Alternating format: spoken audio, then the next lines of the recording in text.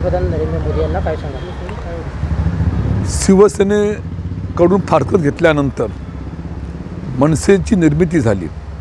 निर्मिती झाल्यानंतर मराठी माणूस एक नेता पुढे येतो म्हटल्यानंतर लोकांच्या अपेक्षा होत्या, परंतु त्या अपेक्षा करत असताना आपण पूर्वइतिहास पाहिला तर आधीच्या सर्व निवडणुकीचा आढावा घेतला तर मनसे निश्चितपणे गेल्या काही वर्षापूर्वी महाराष्ट्रामध्ये 13 आमदार निवडून आणले होते, पण दुर्दैवाने आजच्या घडीला त्यांचा फक्त एकच आमदार आहे.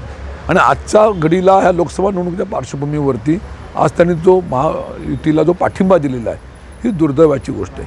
आज आपण पाहिलं भाजप असेल, नरेंद्र मोदी असतील, त्यांचा परिवार असेल, यांची लोकप्रियता घटत चाललेली आहे. आणि अशा परिस्थितीमध्ये त्यांना भाजपला पाठिंबा देणं म्हणजे आपल्या पायावरती धोंडा मारून घेणं असं माझं मत या ठिकाणी आहे. आणि भविष्यातल्या कालखंडामध्ये ही महायुती यशस्वी होणार नाही हा मला विश्वास आहे.